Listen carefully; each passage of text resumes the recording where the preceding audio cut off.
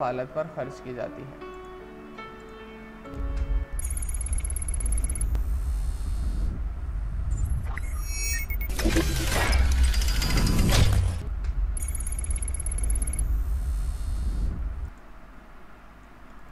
रोज़नामा जंग के अगले आर्टिकल राइटर हैं अताउल हक कासमी साहब, और रोज़नामा जंग में आज हमारी रिकॉर्डिंग का ये आखिरी कालम है।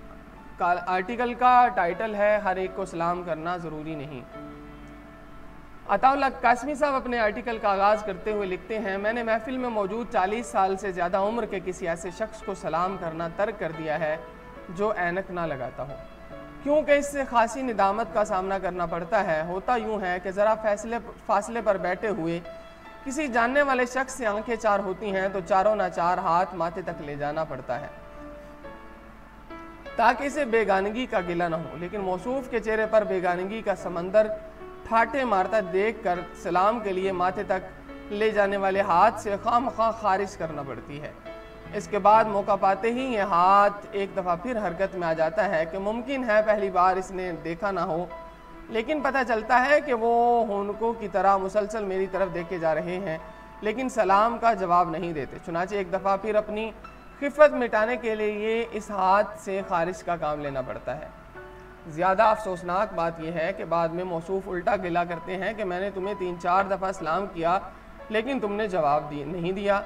ज़ाहिर है ये हज़रत ठीक ही कहते होंगे कि बाद में हाथ थक आकर मैंने ऐनक उतार दी होती है। मैं महफिलों में फ़लसफ़ी किस्म के हज़रात को भी सलाम नहीं करता कि ये खुसूसन बहुत शर्मिंदा कराते हैं। ये ना सिर्फ आपकी तरफ देख रहे होते हैं बल्कि बाकायदा मुस्कुराते नज़र आते हैं, जो एक तरह की अलैक सलैक ही होती है। खैर सगाली के इस इजहार का जवाब न देना खासी बदअखलाक़ी है।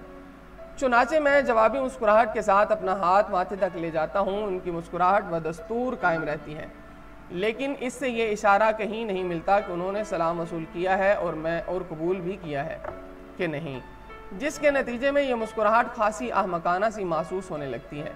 बाद में पता चलता है कि मौसूफ अपने ध्यान में ही किसी बात पर मुस्कुरा रहे थे, मगर बाद में पता चलने का क्या फ़ायदा जब इस अरसे में सैकड़ों लोग आप पर मुस्कुरा चुके होते हैं।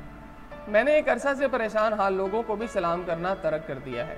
ख्वाह ये मेरे बिल्कुल पास ही क्यों ना बैठे हों, इन्हें सलाम करें तो ये एकदम दुबक जाते हैं, जैसे इनके कान के करीब कोई गोली सुन से गुजरती हो। ऐसे लोगों को सलाम करके खासी खिफ़त उठाना पड़ती है, क्योंकि बहुत देर तक इनका दिल धक धक करता रहता है। वैसे भी इन परेशान हाल लोगों के कान सलाम या सलामती के लफ्ज़ से आशना नहीं होते, जिसकी वजह से इन्हें अजनबीपन का एहसास होता है। 2-4 दफ़ा तलख तजर्बे के बाद मैंने गरीब गुरबा को भी सलाम करना छोड़ दिया है कि अगले ही रोज़ उधार मांगने आ जाते हैं। इन्हें उधार देने में कोई हर्ज नहीं, लेकिन सूद चूँकि इस्लाम में हराम है इसलिए उधार देने में फ़ायदा भी कोई नहीं। इब्ने इंशा ने अपने एक ममदू के बारे में लिखा है कि वो बहुत मुखय्यर थे, चुनाचे इनके पास ज़रूरत से ज़्यादा जो रुपया होता था वो ऐसे अल्लाह की राह में सूद पर दे देते थे।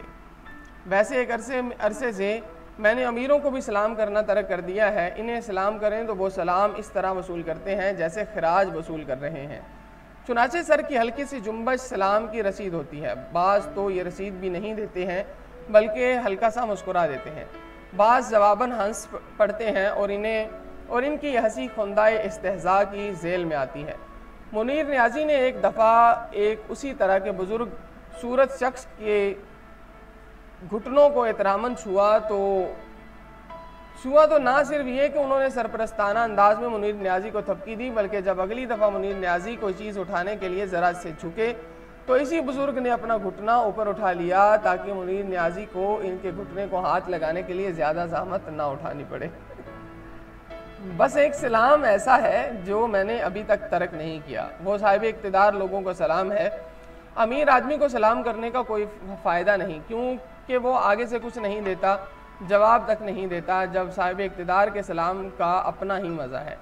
इसके लिए साहब KPA से जो कैसा ही बेहुदा क्यों ना हो, इसका फ़ोन नंबर लेकर इससे रवाबित बढ़ाए जाते हैं और फिर टाइम लेकर साहिब की कोठी के बरामदे में पूरी कुर्सी पर आधा बैठा जाता है। चपरासी जब अंदर आता है तो कलेजा बाहर को आने लगता है कि आप इसे मुसलसल इस आजिज़ी से मिलने में कामयाब रहते हैं, तो वो साहिब इक़्तिदार शख्स आपको नवाजता भी है, वजारत देता है, मुशावरत देता है, टिकट देता है, मगर आपके साथ सलूक नौकरों जैसा ही करता है।